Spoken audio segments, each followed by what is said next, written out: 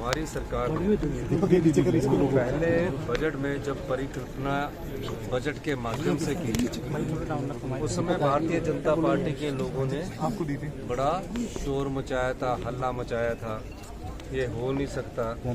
हमने कहा था कि हिमाचल की जो भौगोलिक स्थिति है वो पर्यावरण अनुकूल है, प्रकृति ने हमें बहुत सुंदर, बहुत अच्छा, बहुत प्रकृति सौंदर्य से भरी पूरी है। हम यहाँ इलेक्ट्रिकल बसें चलाएंगे। मुझे खुशी है कि माननीय मुख्यमंत्री महोदय से मेरी जब चर्चा हुई और हमने आज 297 बसेज इलेक्ट्रिकल आज हमने विभिन्न डिपो में भेज दी है। अब हमारे पास 500 बसों का फ्लीट इलेक्ट्रिकल का हो गया है। हम प्रदेश को आत्मनिर्भर बनाना चाहते हैं, क्योंकि इलेक्ट्रिकल बस जो है वो डीजल के बस के मुकाबले ज़्यादा किफ़ायती है। इलेक्ट्रिकल बस में हमारे पर किलोमीटर खर्चा सब स्टाफ सूप का मिलाकर 36 या 38 रुपये किलोमीटर आ जाता है, और जो डीजल बस है उसमें हमें तकरीबन 86 से 86 रुपये के बीच में पर किलोमीटर खर्चा पड़ता है। तो 40-50 रुपये की तो हिमाचल की बचत हुई, HRTC की बचत हुई। तो प्रदेश कैसे आत्मनिर्भर बने, इस दृष्टिकोण से हमने इस चीज़ को सोचा, और मुझे खुशी है कि अब ये विभिन्न विधानसभा में बिना अनवाइज के मैं आपसे एड्रेस कर रहा हूँ, बिना अनवाइज के ये बसें जा रही है। अगर डीजल बस होती तो आपकी और हमारी बात ही ना सुनाई देती। इसके अलावा हमारी 1000 इलेक्ट्रिकल बसेस और लाने की हम अभी चर्चा कर रहे हैं। मेरे ख्याल डिप्टी सीएम साहब ने इसको बोर्ड ऑफ डायरेक्टर्स में पास कर दिया है।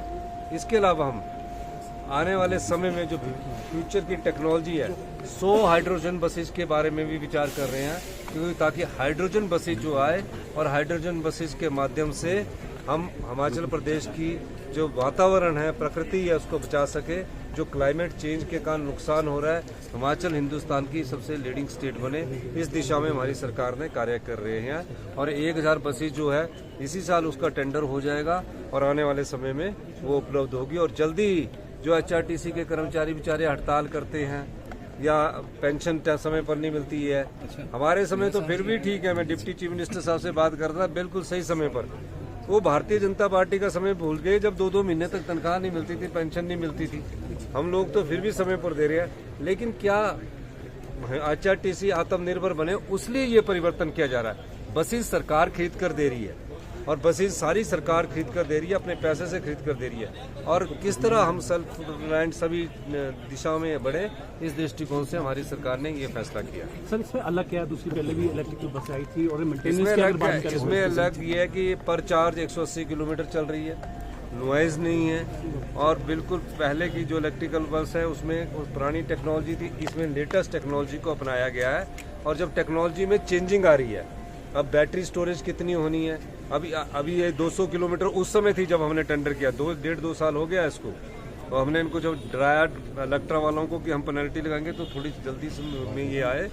लेकिन अब जो हम अगली बसेज लेंगे वो पर चार्ज, यानी कि एक बार चार्ज होने के बाद 250 से 300 किलोमीटर चलेगी। उस ढंग से हम नई इलेक्ट्रिकल बसेस 1000 लेंगे, ताकि आने जाने में एक ही बार चार्जिंग हो, किसी पेट्रोल पंप पर रुकने की जरूरत ना हो, और चार्जिंग स्टेशन जहाँ पेट्रोल पंप होंगे वहाँ भी रुके। सर, पूरा फ्लीट चेंज करना है या देखिए, हमारा प्लान है 2027 तक आत्मनिर्भर बनना। अगर भारतीय जनता पार्टी ने इस प्रदेश के लोगों की RDG नहीं बंद की होती, RDG कोई राज्य सरकार का नहीं है, RDG किसका है? वो जनता का है। 1952 से RDG हिमाचल प्रदेश सरकार को मिलती आ रही थी। हर साल 8 से 10 हजार करोड़ रुपया 1952 से 2026 तक मिलता आ रहा था।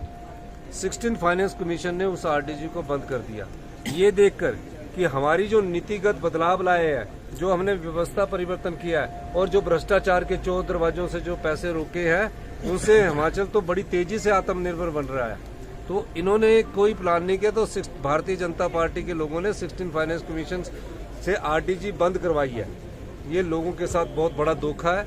और उतने बीजेपी वाले तो इतने बेशरम है कि उनको यही नहीं समझ आ रहा कि RDG 2026 से 2031 तक मिलनी है, और 2031 से अगर 8000 करोड़ रुपया आपकी जेब से काट दिया जाए तो आपको कैसा महसूस होगा।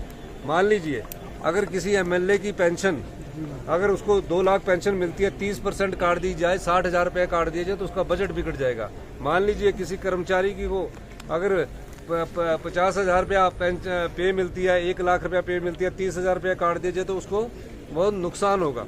तो आरडीजी के नुकसान के लिए कोई भारतीय जनता पार्टी का नेता गया है? ये तो यही देख रहे हैं कि 5 गुटों में कौन लीड लेता है।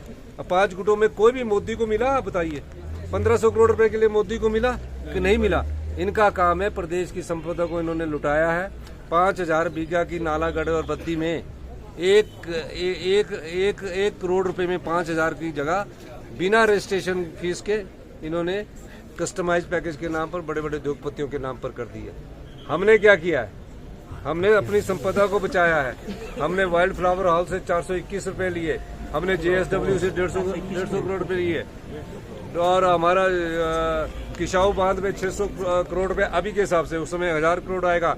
BBMB में हमने कहा कि किसाऊ पर हम तब साइन करेंगे जब हरियाणा गवर्नमेंट ये लिख के देगी कि जो हमारा एरियर है जो 2011 से फंसा हुआ है, उसकी आज पेशी भी थी, अगर लिख के देगी तब हम किसाऊ बांध में साइन करेंगे। मैं जानता हूं कि अगर किसाऊ में एग्रीमेंट में MOU में समझौता नहीं हुआ तो आधा हरियाणा, आधी दिल्ली, आधा राजस्थान और गुड़गांव पूरा सूख जाएगा, ये मैं जानता हूं। तो मैंने कहा कि प्यार से नहीं दे रहे, कानूनी लड़ाई से नहीं दे रहे, कानून में सुप्रीम कोर्ट ने हमारे पास फैसला कर दिया। इसका मतलब है कि हमारी जो 75 लाख की जनसंख्या है उनको बुद्धू नहीं समझे, अब पढ़ी लिखी जनता है, 99% हम पढ़े लिखे लोग हैं। तो हम अपने अधिकार मांग रहे हैं और देश की सेवा में, हम देश की सेवा में पानी क्या सब कुछ त्याग करने के लिए तैयार रहते हैं। चाहे परमवीर चक्कर सबसे ज्यादा हिमाचल प्रदेश में हो, चाहे पानी की बात हो, हम देने के लिए हमेशा तैयार रहते हैं। सर मेरा सवाल है, सोलन के 72,000 परिवारों से जुड़ा हुआ और BBMB में आज पेशी थी। हमने कह दिया उनको कि MOU तभी होगा अगर हरियाणा वहाँ एफिडेविट लिख के देगा कि ये पैसा मिलेगा। ठीक है। तो सर और अगर ये 15 साल तक हमें 500 करोड़ रुपया मिलता रहेगा, ये हमारा अधिकार है, आपका अधिकार है। हम सरकार में, मैं और उप मुख्यमंत्री महोदय तो 5 साल के लिए चुन के भेजते हैं, और 5 साल के लिए तो आपने आगे चुनना है ना। पर ये जो 5 गुटों में बैठ के बिना कुछ किए हुए सोच रहे कि सरकार बदलने के, अच्छा काम बदलने वाले को कोई बदलता है? सर मेरा सवाल था, RBI के नोटिस के बाद भगाड़ बैंक के रिवाइवल के लिए सरकार तैयारी कर रही है, 72,000 परिवारों का आपके ऊपर नजर है, और शेयर कैपिटल सरकार भगाड़ बैंक में किसी भी 72,000 परिवारों के पैसे को मरने नहीं दिया जाएगा। अगर हमें उसे फाइनेंशियल सपोर्ट्स करने की जरूरत पड़ेगी, हमारी सरकार उसको फाइनेंशियल सपोर्ट्स भी करेगी। मैंने फाइनेंस सेक्रेटरी को आदेश दिया है कि बघाट बैंक में गरीब आदमी का पैसा है, और जिन लोगों ने बघाट बैंक को लूटा है, जिन लोगों ने, वो जेल की सलाखों के पीछे भेजो। आपको पता है कि पिछले कल ही जेल की सलाखों के पीछे कुछ लोगों को अरेस्ट कर लिया गया है। जी सर जी। और अगर भी उन्होंने फिर आनाकानी की, जनता का पैसा नहीं लुटाया, तो वो जो कोई भी नेता होगा, वो कोई भी वर्कर, कोई भी भारतीय जनता पार्टी का नेता होगा, उनको हम जेल की सलाखों के पीछे जरूर भेजेंगे। सर पुलिस महकमे से जुड़ा एक सवाल है सर, 2 सवाल है।